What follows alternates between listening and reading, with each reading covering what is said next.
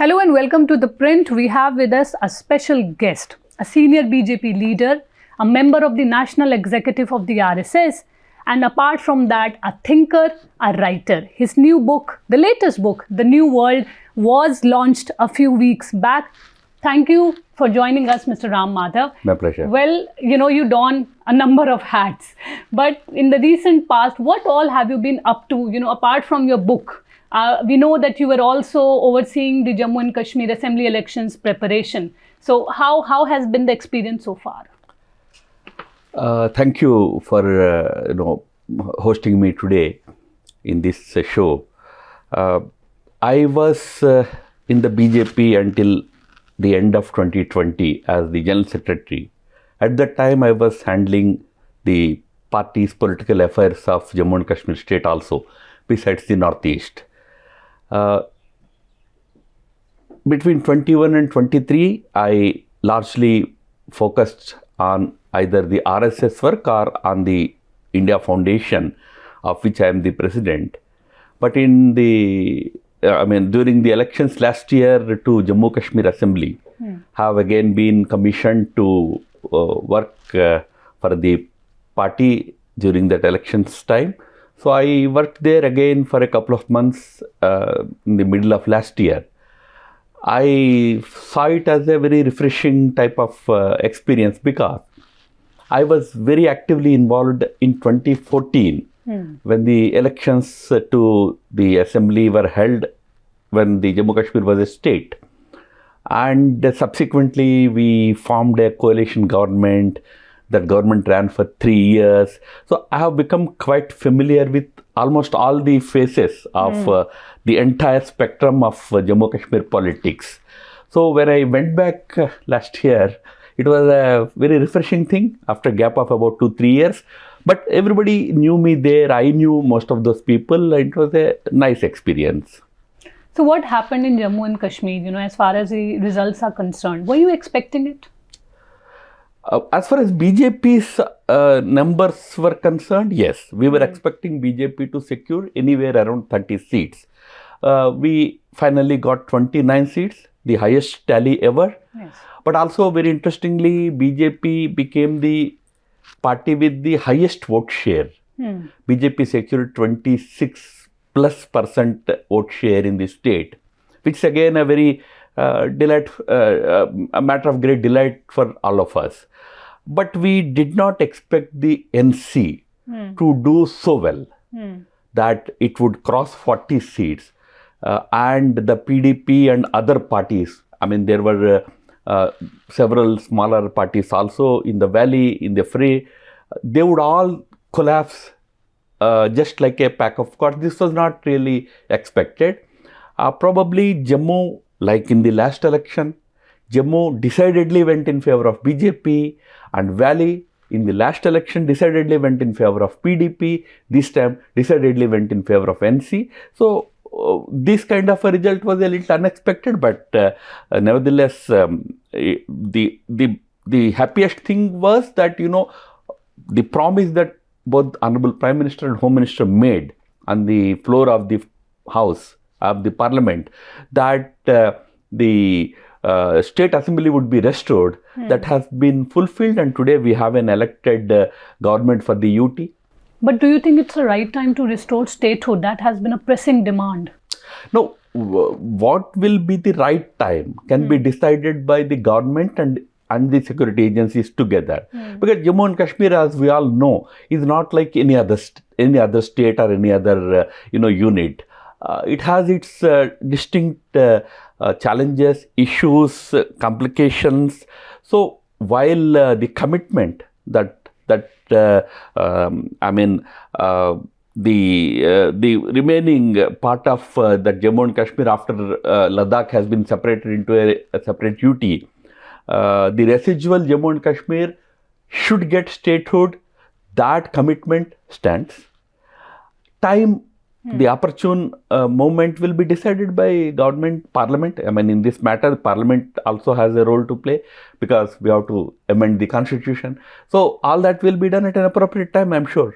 Do you think the Pahalgam incident that took place will also have a bearing? Pahalgam is a very big incident, undoubtedly. And while last 3-4 years after the abrogation of Article 370 saw terrorism declining very clearly, conspicuously in front of us, because I dealt with that state for many years, so I can tell you from my own experience also. There were times when we used to have in a given year 200 to 250 boys joining the ranks of terrorists in Kashmir. From there, today, the number of youths joining terror ranks in Kashmir has come down to 4. Just 4 in a year. That shows the terror infrastructure has completely crumbled. There is no appetite for terror in the valley, which is a very good, significant change over last 4 years. Even in spite of that, even if people of Kashmir no longer want any violence, any terror, incidents occasionally happen. They are happening sporadically, not as frequently as they used to happen before. This is because you have a neighbor which continues to, send the mercenaries across the border, terrorists across the border. So, in that sense, yes, Pahalgam was the outcome of Pakistan's machinations, and it also alerts us to the situation that we still have to keep a very strong eye on the security situation in the state. Yes. After Pahalgam, we saw Operation Sindoor. We know you are not the foreign minister, but you've traveled and you've held a number of meetings globally. How do you make of the response of the Western world as far as Operation Sindoor is concerned? The global reactions. We sent delegations to a number of countries, and of course, our Prime Minister, our Foreign Minister have been traveling. Right now, Prime Minister and Foreign Minister both are at the BRICS summit in Latin America. I myself had the opportunity to visit 8 to 10 countries in the last 2 months. So I broadly see the mood to be that this terror activity that India has been repeatedly subject to, has been made a victim of, must end. On that, there is definitely a full sympathy for India, full support for India. There is a mood against terror. But when it comes to naming any country specifically, geopolitics today in the world is such that, in fact, I would remind to you, not just today, even when we submitted lot of evidence after 2008 Bombay attacks, Mumbai attacks, even when we submitted evidence of voice records, audio recording of guys guiding from Pakistan, the terrorists in India, they were being guided from Pakistan. In spite of all that, many countries did not agree to name Pakistan as the perpetrator, because today's geopolitics is such that it is not easy for you to just get another country directly named. That doesn't mean people don't support India. India stand, they are with us, they genuinely support our response to it, which was a very calibrated response. We did not go rogue against the perpetrator, although we had every reason to do that. But we responded in a very calibrated manner. We attacked the terror outfits. When Pakistanis tried to attack us, tried to kill, in fact not tried, they killed civilians in our country. In Poonch, in North Kashmir, they attacked civilians using drones. We responded by attacking their military installations. 10, 11 of them were attacked. This aspect has been very widely appreciated by many countries in the world. Right. Before I talk specifically about the BJP and the RSS, I want to also talk about your book. In the context of the new world, you say that the old world order is undergoing a transformation. What do you mean by that? That the world order is changing and a new world order is taking shape has not been stated by me for the first time.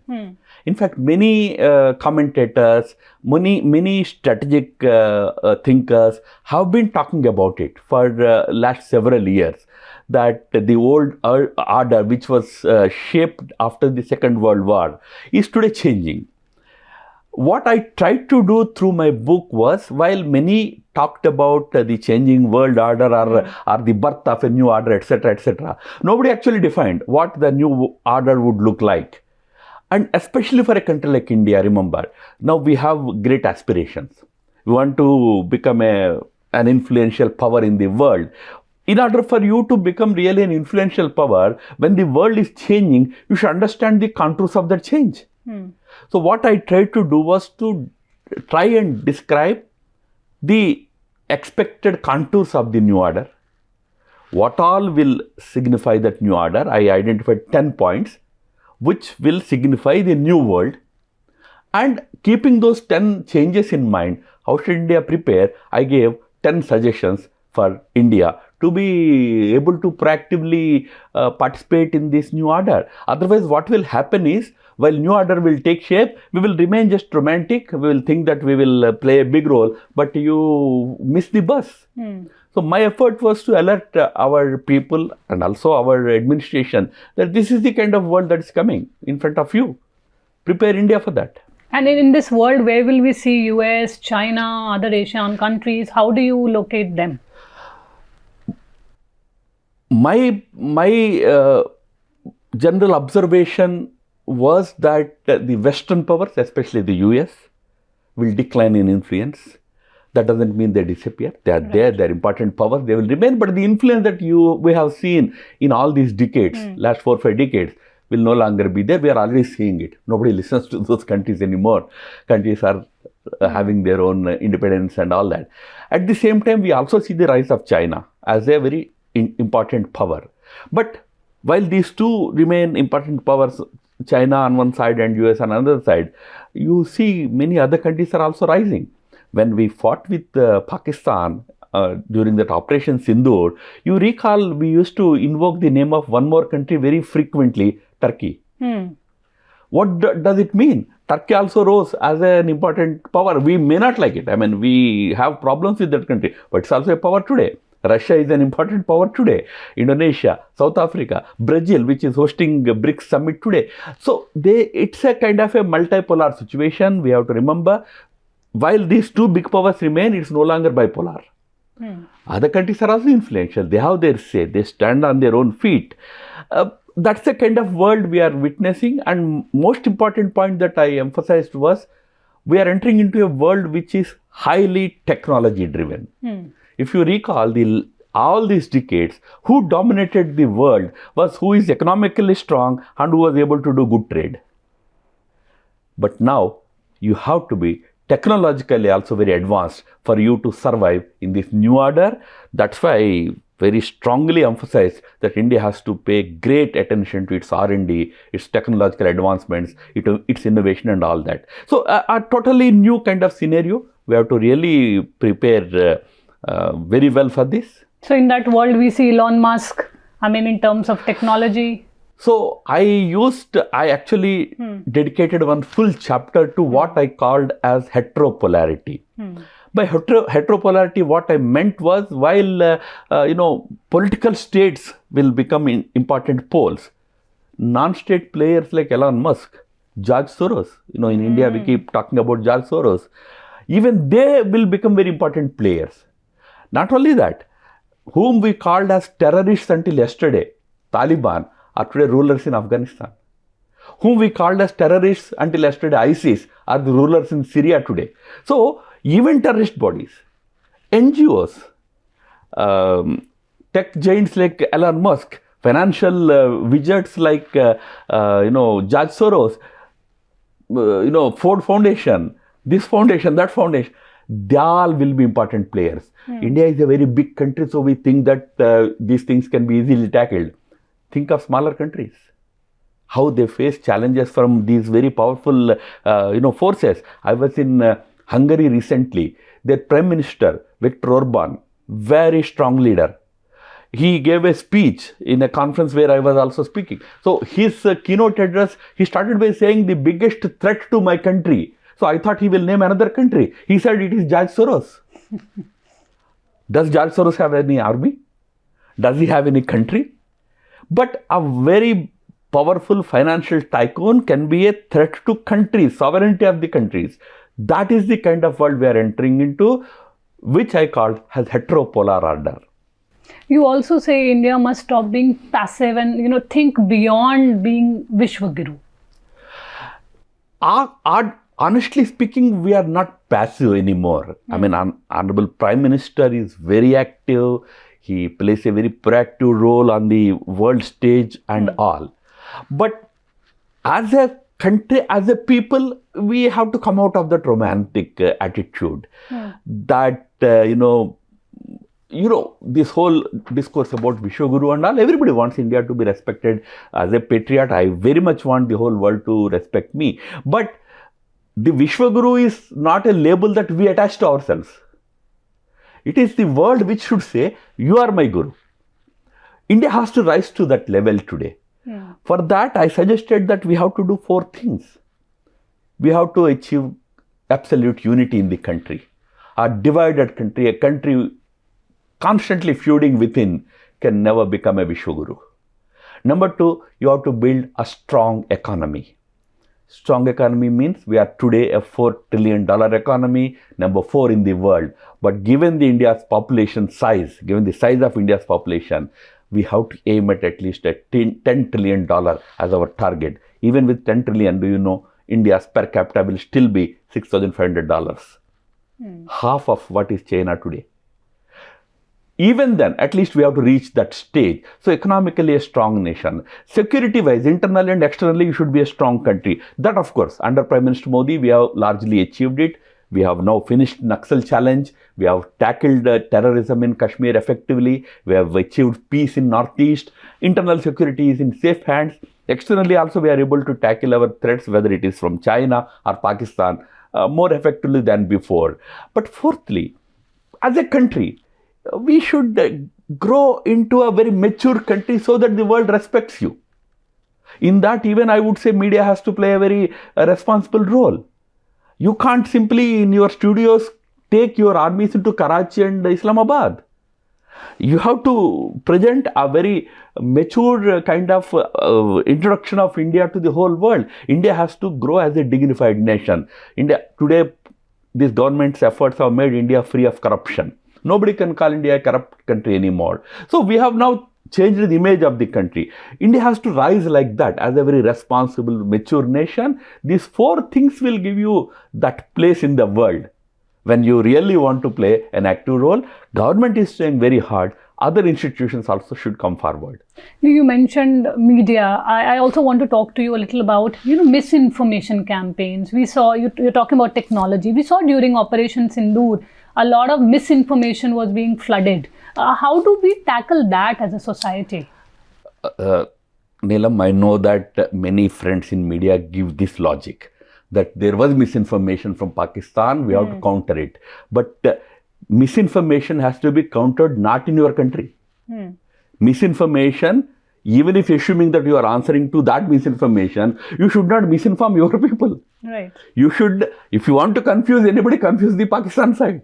Confuse the others. But you are actually confusing your own people. And you are saying, I'm tackling misinformation with misinformation. Yes, there is an information war.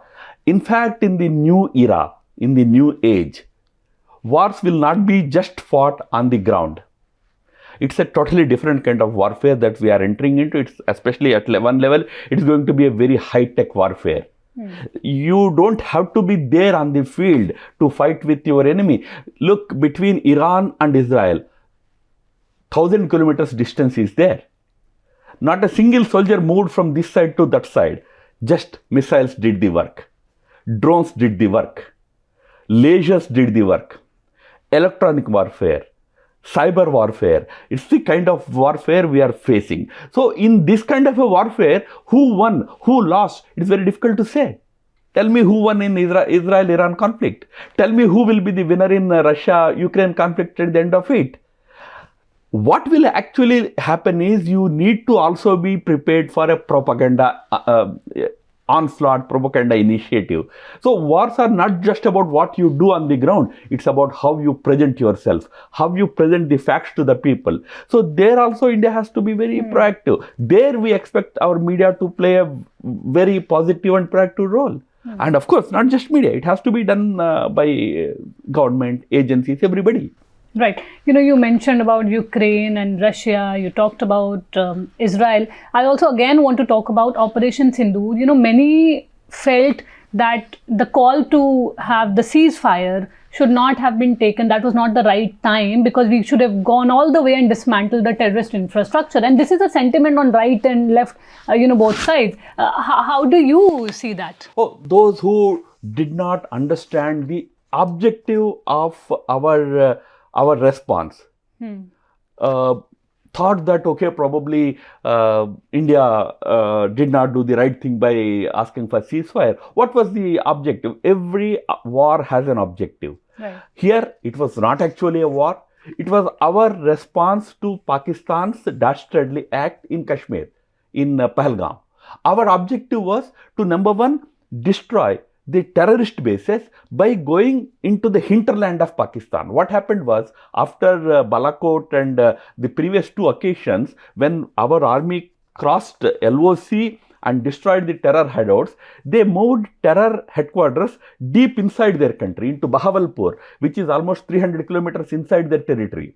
But we said, you hide terrorists anywhere, any corner of your country, they are not unreachable for us. We reach there. That was the message we wanted to give. We gave that message. We destroyed terror bases, and then Pakistan tried to attack our civilians. We tried to and affect their military capability by targeting some specific military targets. That was our aim. Once that aim was achieved, we agreed for temporary, Operation Sindoor was on hold today. We agreed for that. The reason was, it was never intended to be a war. But because, as I said, because sections of media said we are into war, we are going into that country, we are crossing LOC, all that, which was not really the intention of the government. No government official ever said that we are doing that.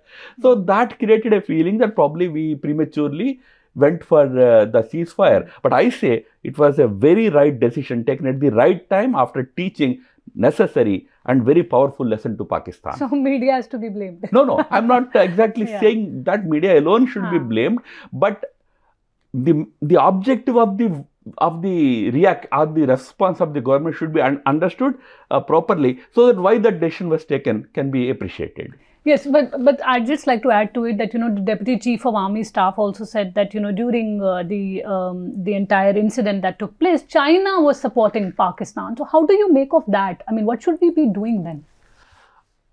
Yes, I have heard his speech, and I don't think, he was saying anything new. It has been, in fact, all over in the media also, that the weapons, the technologies, not just weapons, the technologies that Pakistan was using were definitely not their own making. Like, we had our own Akash, we have our own BrahMos, we have our own missile systems and all. Pakistan doesn't have. Pakistan, everything is borrowed from this country or that country, largely from, of course, China. And something that is known has been reiterated by the Deputy Chief of Army Staff in a recent thing. Yes, it's a fact that China supplied equipment to Pakistan, which was used during that 4-day conflict. So we should be prepared, not just China for that matter. Although the Deputy Chief did not mention about it. A lot of drones and weapon systems that Pakistan used were from Turkey. Turkey supplied drones which are attack drones. They were tried and tested in 3 different theaters in the past. They were tried and tested in the Middle East itself. They were tried and tested in Azerbaijan, Armenia conflict. They were tried and tested in Ukraine, Russia conflict. Those weapons, attack drones were also used against us in hundreds of them, and Turkey openly supported by sending its navy, its weapons, everything to Pakistan. So we were fighting not just against Pakistan alone, we were fighting a combined force of China on one side, Turkey on another side, yes. Right. I don't know if you read this piece by our editor-in-chief Shekhar Gupta or not. He spoke about, Asim Munir. India's response should be a graded one, let's say for 6 months, 2 years. So what do you make of it? Do you also think that, India should follow some sort of a plan which takes into account, Wars, as I said earlier, in this era will be of a very different nature. They have the potential to prolong forever. Once you get into it, you will not be able to end it. You are seeing what's happening in Ukraine or even between Iran and Israel. It took a lot of effort to stop. It was just missiles flying on both sides. It had to be stopped. So right now, I think the intention was not to engage in war with any country. But when India's patience is tested, India will not keep quiet. That message was to be delivered, and that was delivered effectively.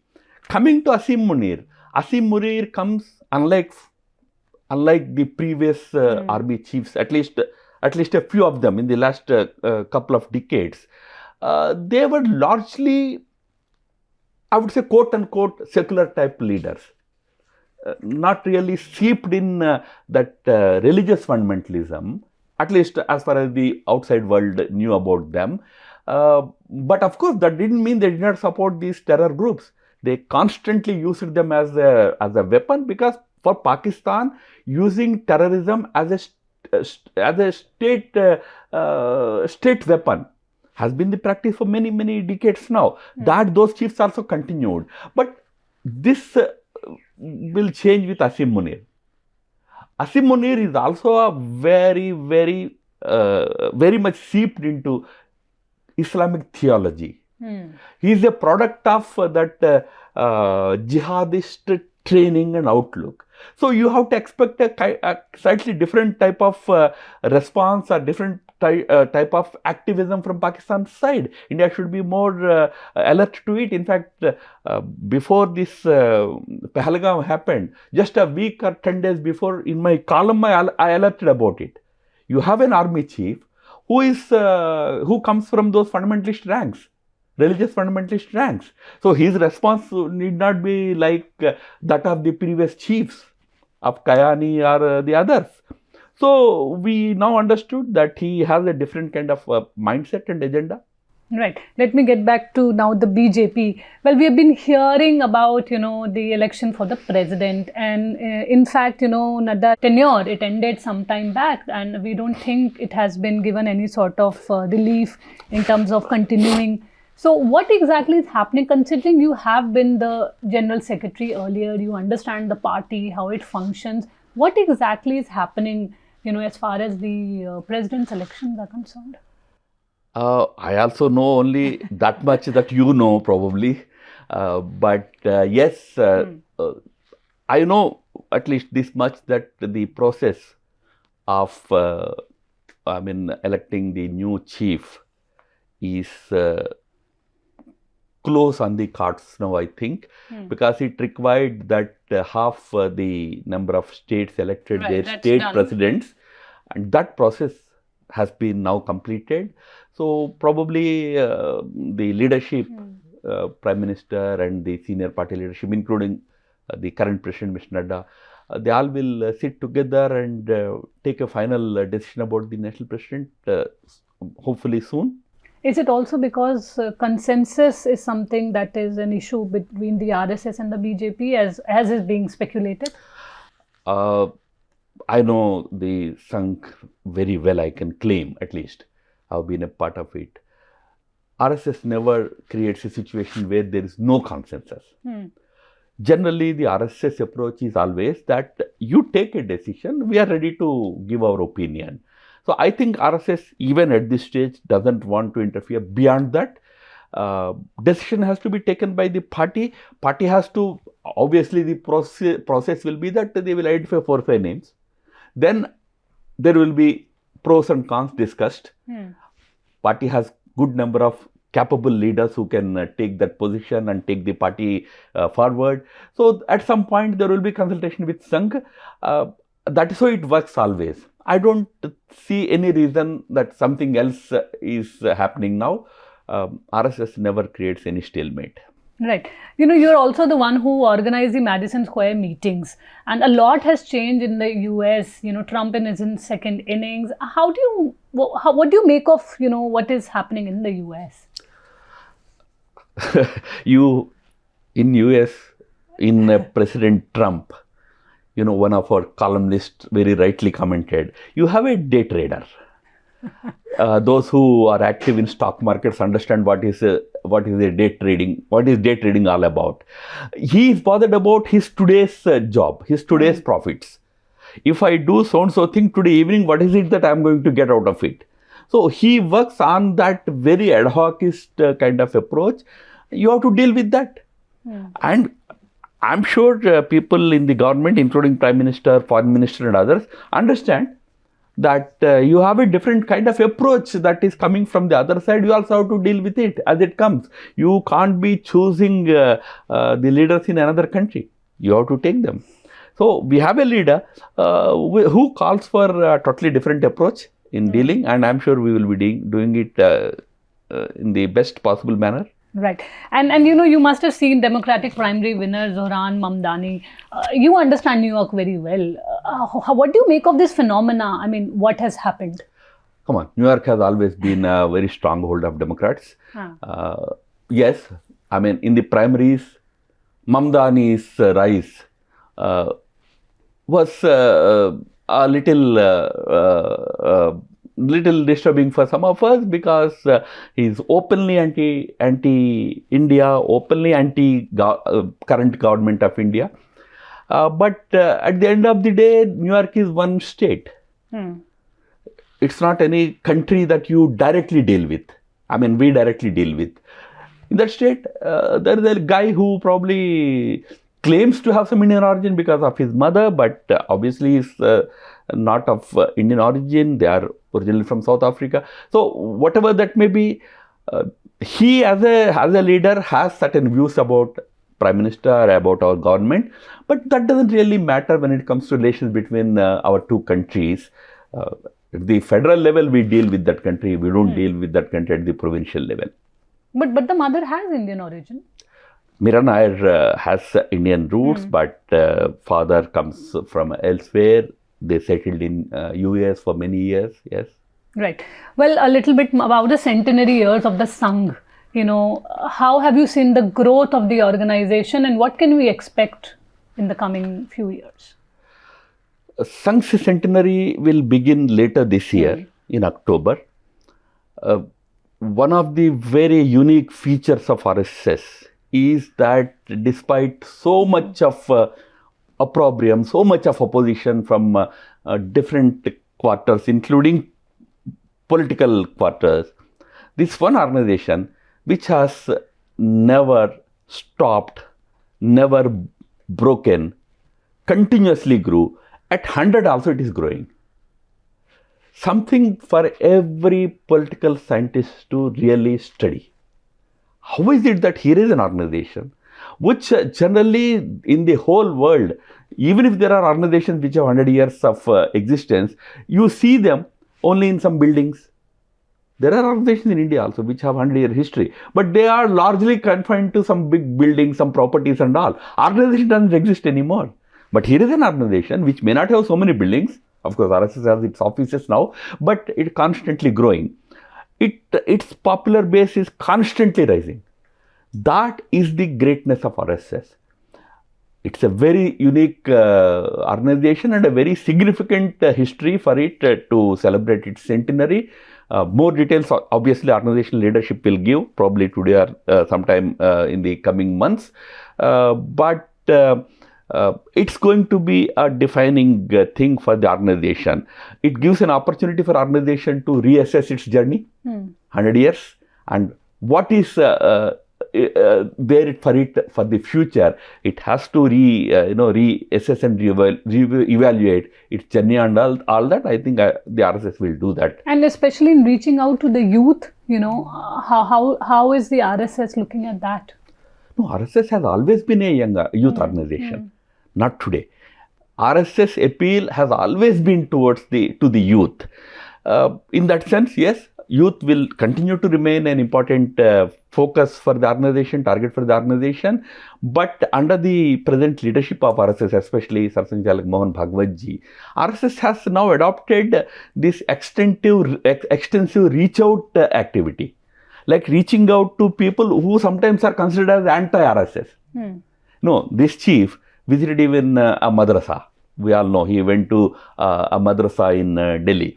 So he has that openness to engage with those who are outside of the periphery of the organization, not even the hardcore organization, even periphery. Even outside of that periphery, if somebody is there, Bhagwat ji is willing to engage with them. He engages with diplomats in Delhi.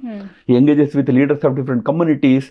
I know he meets with leaders of Muslim, Christian communities and all. So that greater engagement is probably what RSS will or should increase further, having become the mainstream organization or mainstream thought process of this country. Now, whoever is there in the periphery or outside the periphery, they also should be brought into its ambit, its orbit. Probably that will be the effort by the RSS. Right. There's also a growing view. Many people say this, that, the Bharatiya Janata Party has now become competent. It doesn't require the RSS the way it did earlier.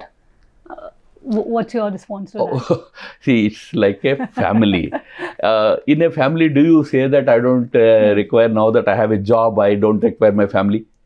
It's not like that. You have a job, you are competent, you run your affairs, but you are a family. Family means there is a bond, that is an emotional bond, that is a familial bond. That bond always remains. Rest, yes, not just BJP.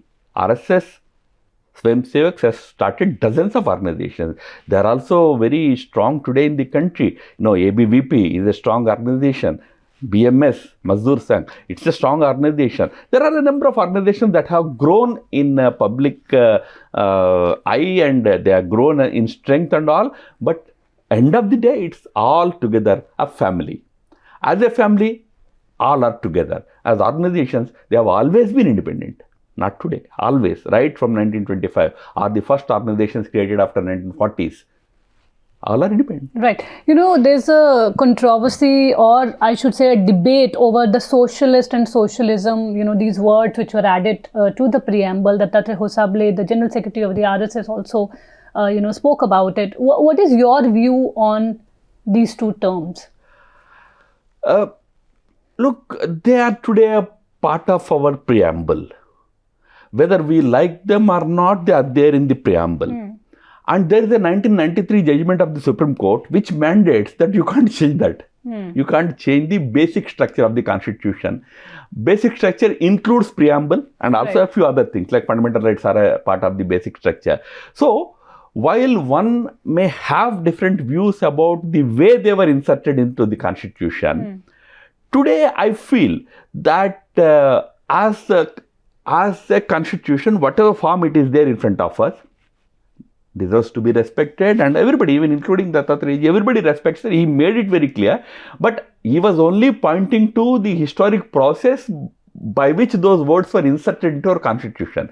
Let me tell you, interestingly, in 1949, in the Constituent Assembly, there was sufficient debate over this issue of whether secularism should be inserted into our Constitution or not.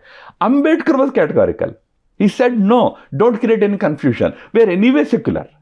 We always respect all religions. But here the line between religion and state is very thin. For example, Rafale aircraft came, 5 of them came from France. They landed in Chandigarh. Our Defense Minister Rajnath Singh ji went to receive them. When he went, there was a puja performed with lemon kept under the wheels of the aircraft. And it was also criticized. Now, so is it religious or communal? So India, not just India, Neelam, do you know, when President takes oath in America, there's an archbishop standing in front of him always, and he places his hand on Bible and takes oath. We don't do it in our parliament. We say, I have faith in God, but we don't place our hand on any Ramayana, Mahabharata, Bhagavad Gita. But they do it in America. So they are communal. They are not secular. And my simple point is, between 1950 and 1976, secularism as a word was not there in Constitution. Did it mean we were not secular? Between 50 and 76, we were unsecular, we were communal? No, we were secular even in spite of that word, always because we believed in the age-old Hindu dictum of Sarva Pantha Samabhav, respect for all religions. So Dattatreya only meant that. So obviously sometimes words are taken out of context, unnecessarily there is a controversy being created. But I know RSS right from Golwalkar's time. Repeatedly Golwalkar is misquoted, misinterpreted. That he opposed this constitution, he wanted Manusmriti. In none of his speeches he ever said that we should have Manusmriti as our constitution. Never said it. But words are put in his mouth. Secondly, he gave a very important speech when the constitution was accepted in 1950 in a program in Delhi, that whatever may be our opinions about this constitution, it's our constitution today, we all should respect it. Well, you talked about, how it has been so far as socialism and secularism words are concerned, but the BJP constitution also has it. Oh, I agree, but BJP constitution, because every one of us have to respect our Indian constitution, whatever is the letter and spirit of Indian constitution has to be accepted by every political party and every citizen. That's why I'm repeatedly saying, I said it also, that even for the RSS, this constitution is certainly sacrosanct. But you also remember that this constitution has been amended 107 times so far. The constitution accepts the provides for there is a provision for its amendment as and when it is required. Another matter, as I explained, basic structure cannot be touched. So there will be debates over constitution. Those debates should not be seen as disrespect to constitution. Neither RSS nor Dattatreya nor anybody has any disrespect for this constitution. We all have full faith and respect for the constitution. Right. Well, there's this 75-year ceiling that we hear of in the BJP. Many leaders had to, sort of go because they crossed that age.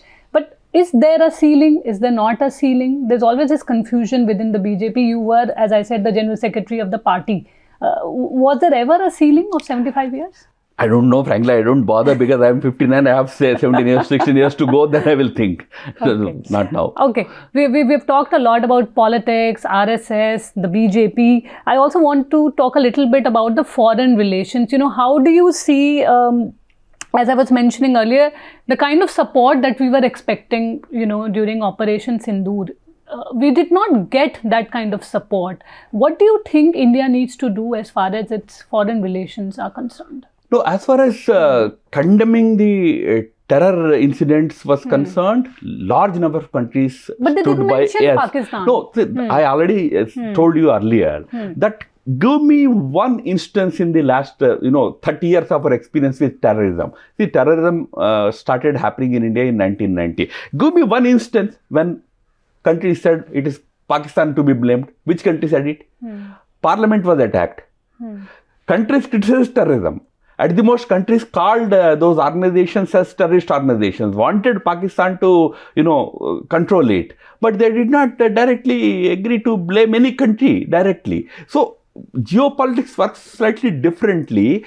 There is this expectation that they all should now stand up and name. It doesn't work that way. I mean, we also have to be a little conscious about it. Today's geopolitics is where countries increasingly go by self-interest, go by their own relationships. I mentioned this when we became the chair of the United Nations Security Council, non-permanent members becoming chairs.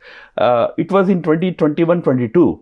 That time we secured, each region gets one country gets from each region, one country gets the chance to become the chair. When we were nominated for that, we got 184 votes out of 193 member countries.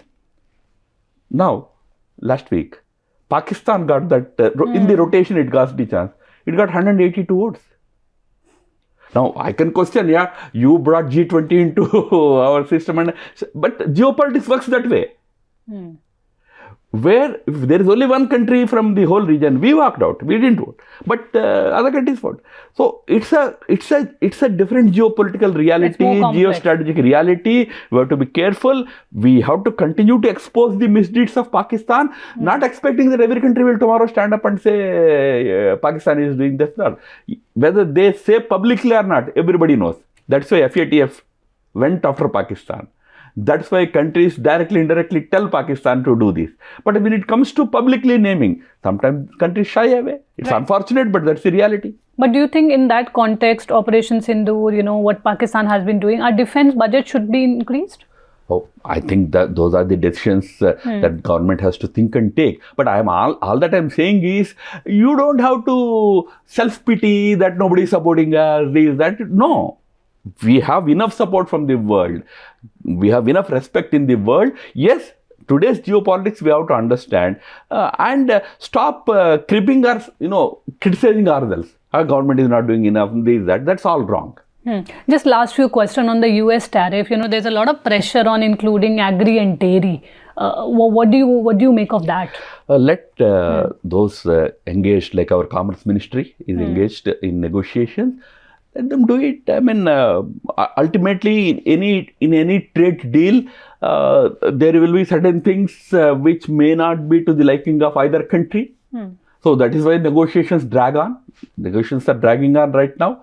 But in the hope that we will be able to conclude it to the satisfaction of both sides. Let us see what happens. Another thing is the GM crop resistance, as far as India is concerned. The entire world has adopted it. Why is it resistance towards GM crops? GM crops have to be adopted with utter discretion.